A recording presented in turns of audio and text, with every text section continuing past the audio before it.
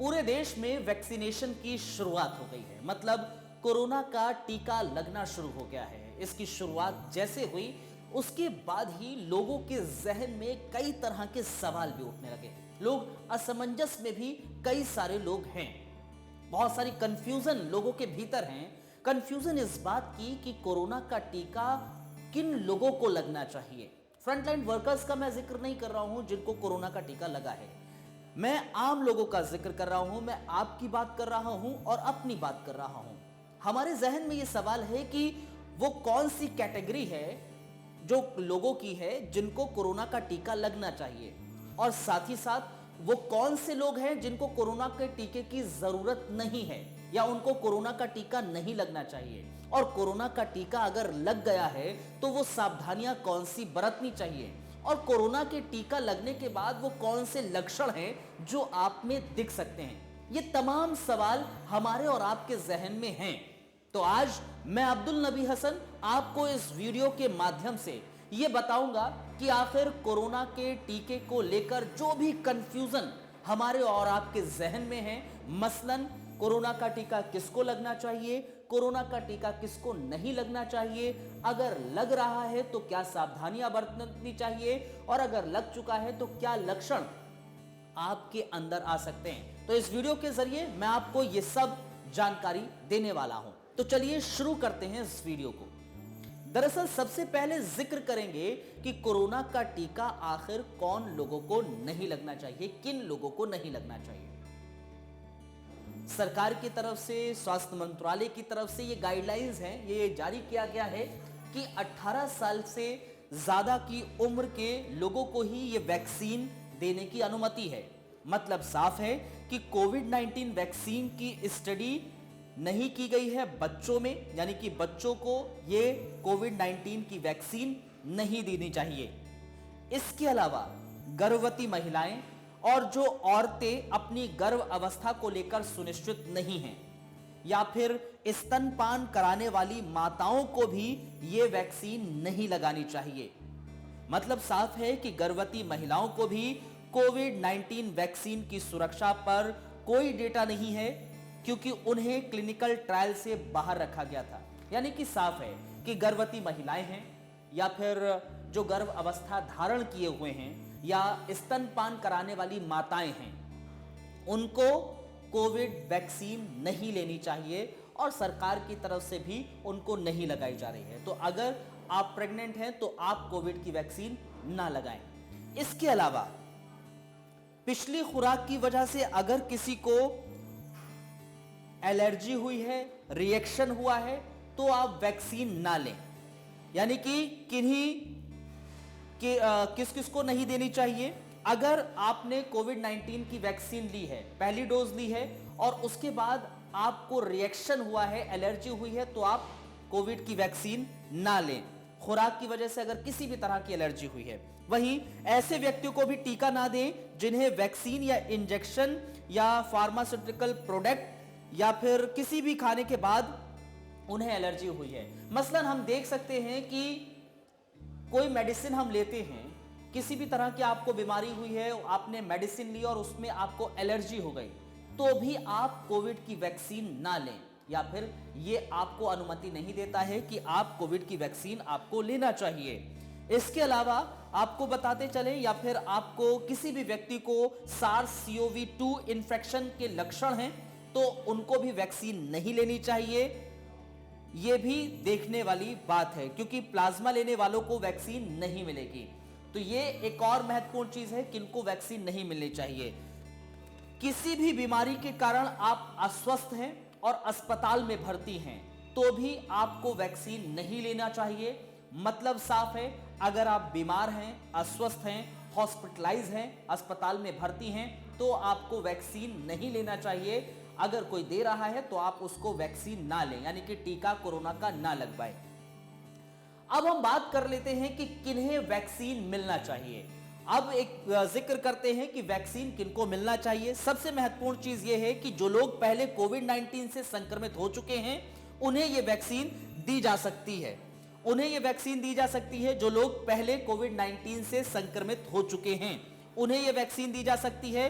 इसके अलावा कैंसर जैसी जो क्रॉनिक डिजीज से पीड़ित है व्यक्ति, उनको भी ये वैक्सीन दी जा सकती है। मसला आप समझिए जरा, अगर सबसे मेन पॉइंट ये है कि अगर आप कोविड-19 से संक्रमित हुए हैं तो आप वैक्सीन जरूर लें, यह अनुमति दी गई है, यानी कि आपको वैक्सीन लेना चाहिए। इसके अलावा बहुत सारी बीमारियां ऐसी होती हैं, जैसे कि अगर आप कैंसर से संक्रमित हैं, कैंसर से पीड़ित हैं, तो आप उसको ले सकते हैं कोविड-19 की वैक्सीन को। इसके अलावा कार्डियक, न्यूरोलॉजिकल या फेफड़े या मोटोबॉलिक, अगर इससे भी आप डिजीज से पीड़ित हैं तो भी आप वैक्सीन ले सकते हैं। वहीं HIV से आप ग्रसित हैं तो तब भी आप वैक्सीन ले सकते हैं। ऐसा नहीं है कि HIV से आप संक्रमित हैं तो आप कोविड की वैक्सीन ना लें, उसका कोई साइड इफेक्ट नहीं है। अकॉर्डिंग टू हेल्थ मिनिस्ट्री ये कहा गया है कि अगर HIV से संक्रमित हैं तो आप ले सकते हैं कोविड की वैक्सीन। किसी वजह से आपकी खराब इम्यूनिटी है, वो लोग भी वैक्सीन ले सकते हैं। HIV या फिर किसी भी तरह से आपकी इम्यूनिटी जो है वो खराब है तो आप वैक्सीन कोविड की ले सकते हैं। तो ये हुआ कौन से लोग वो हैं जिनको वैक्सीन नहीं लेना चाहिए और कौन लोग वो हैं जिनको वैक्सीन लेना चाहिए। इसके अलावा एक और चीज ये है कि अगर जो शख्स वैक्सीन ले चुके हैं उनके भीतर वो कौन से लक्षण हैं जो दिख सकते हैं और क्या सावधानियां बरतनी चाहिए, तो जरा नजर डालिए। दरअसल वैक्सीन को ब्लीडिंग या फिर कोलुरेशन डिसऑर्डर जैसे क्लॉटिंग फैक्टर हो गया या फिर तमाम इस तरह की चीजें, उससे सावधानी बरतनी चाहिए। मसला साफ है कि वैक्सीन को ब्लीडिंग से बचना चाहिए और कोगुलेशन डिसऑर्डर से भी बचना चाहिए, सावधानी के साथ लगाना चाहिए। ये कुछ पॉइंट्स हैं। अगर वैक्सीन लगाई जा रही है, ब्लीडिंग ना हो, उससे बचना चाहिए, तब वैक्सीन लगाने से पहले सावधानी वो बरतनी चाहिए। इसके अलावा वैक्सीन लगने के बाद इंजेक्शन साइट टेंडरेंस हो सकता है, इंजेक्शन साइट पेन हो सकता है। जहां पर इंजेक्शन लगा है वहां पर आपको दर्द हो सकता है, तो आपको घबराने की जरूरत नहीं है। इसके अलावा अगर आपको वैक्सीन लग रही है तो आपके सिर में भी दर्द हो सकता है, यानी कि सिर दर्द आपको हो सकता है। वैक्सीन आपने लगाई है और आपके सिर दर्द हो रहा है तो आप उसमें घबराइए नहीं, उसको लेकर आप जरूर पूछिए।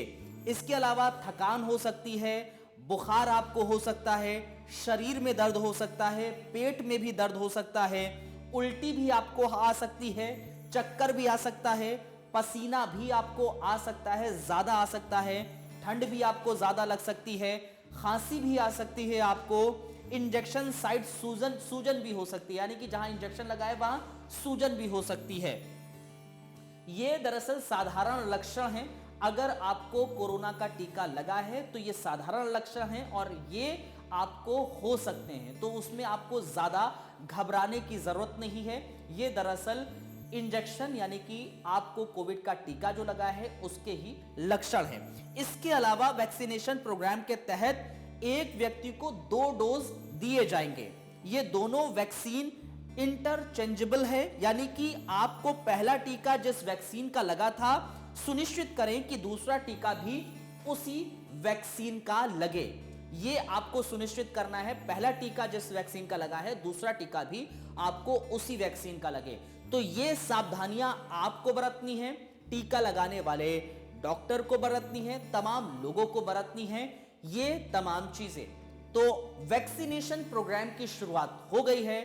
वैक्सीनेशन प्रोग्राम अब धीरे धीरे आगे बढ़ रहा है। पहले फ्रंटलाइन वॉरियर्स को वैक्सीनेशन दिया जा रहा है, फिर आम लोगों तक ये वैक्सीनेशन प्रोसेस पहुंचेगा, आप तक पहुंचेगा, हम तक पहुंचेगा।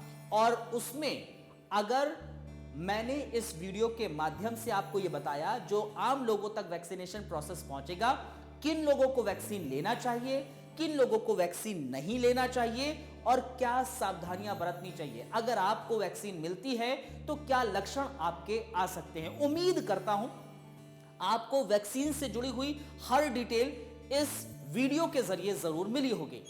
बहुत शुक्रिया आप इस वीडियो को देखने के लिए और हमारे सोशल प्लेटफॉर्म को जरूर आप सब्सक्राइब कीजिए, लाइक कीजिए और इस वीडियो को ज्यादा से ज्यादा शेयर कीजिए ताकि ये वीडियो लोगों तक पहुंचे, ये जानकारी लोगों तक पहुंचे। बहुत बहुत धन्यवाद, बहुत बहुत शुक्रिया।